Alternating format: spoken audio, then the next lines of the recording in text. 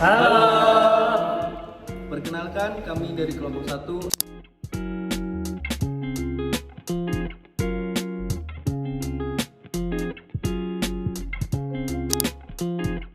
akan membawakan materi tentang Kelainan kongenital.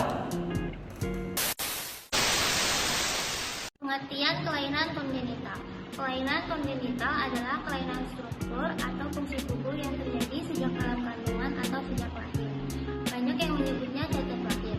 Kelainan bawaan lahir memengaruhi beberapa bagian tubuh seperti jantung, jari tangan, tulang tengkorak, dan lain-lain. Dalam hal ini, fungsi tubuh jelas dirugikan termasuk bagi sang penderita. Dengan kesadarannya yang perlahan muncul lalu dipaksa menerima keadaan yang terjadi terhadap dirinya sendiri.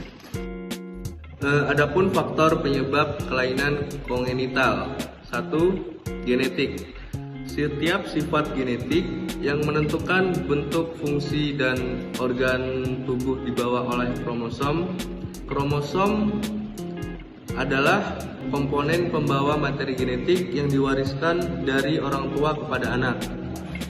Ketika terjadi kelainan kromosom atau kelainan genetik, misalnya pada anak yang lahir tanpa 46 kromosom atau justru lahir dengan kelebihan kromosom, maka ia dapat bersifat keturunan atau terjadi akibat adanya mutasi atau perubahan sifat genetik pada janin saat ia dikandung. Dan yang kedua adalah faktor lingkungan. Faktor lingkungan sangat berpengaruh pada ibu hamil, kepada janinnya. Salah satunya adalah penyebab asap rokok, minuman keras, alkohol, atau obat. Gizi ibu selama hamil. Kondisi ibu biasanya kekurangan asupan nutrisi penting yang berperan dalam menunjang pembentukan organ tubuh janin dalam kandungan. Adapun nutrisi yang penting untuk ibu hamil dan janin tersebut meliputi asam folat, protein, zat besi, kalsium, vitamin A, yodium, dan omega 3. Untuk kondisi ibu hamil, saat hamil ada banyak kondisi atau penyakit pada ibu yang bisa meningkatkan resiko janin di dalam kandungan untuk mengalami kelainan kongenital, yaitu infeksi saat hamil, anemia, komplikasi kehamilan, efek samping obat-obatan, kebiasaan tidak bersih, dan usia ibu hamil yang sudah cukup tua. Jenis kelainan kongenital yang paling umum yaitu 1.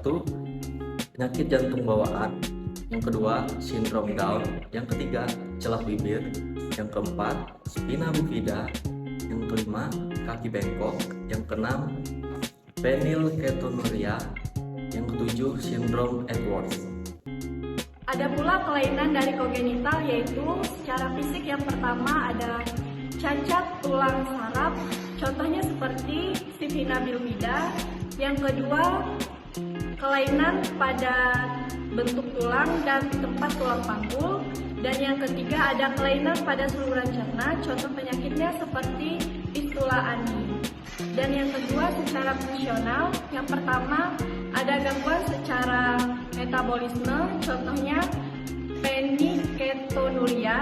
Dan yang kedua ada gangguan pada indera tubuh seperti buta dan tuli. Dan yang ketiga ada kelainan pada otot, contohnya distrofi otot. Dan yang terakhir ada kelainan pada darah, contohnya hemofilia atau hemofilia.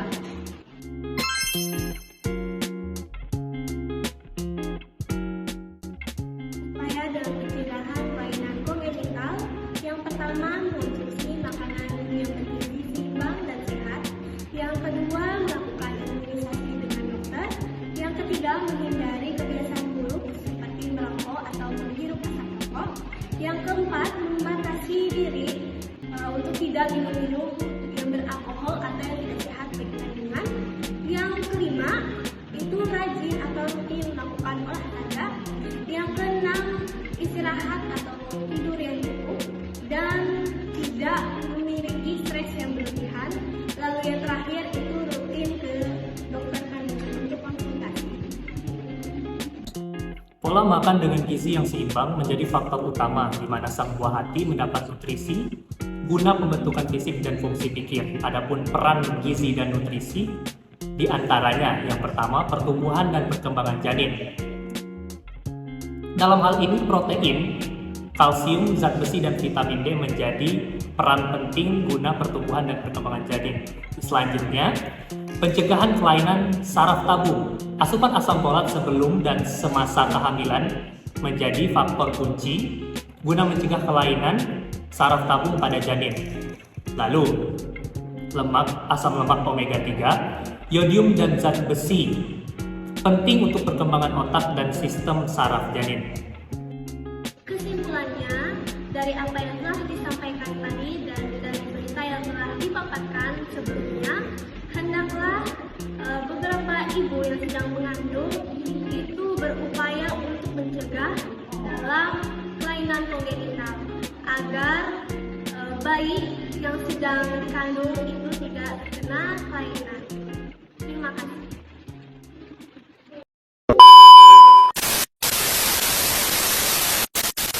Thanks for watching. Bye-bye. Bye-bye.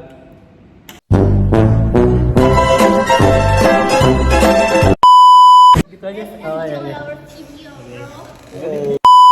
Halo deh. Murni halo deh. Yang belakang dong.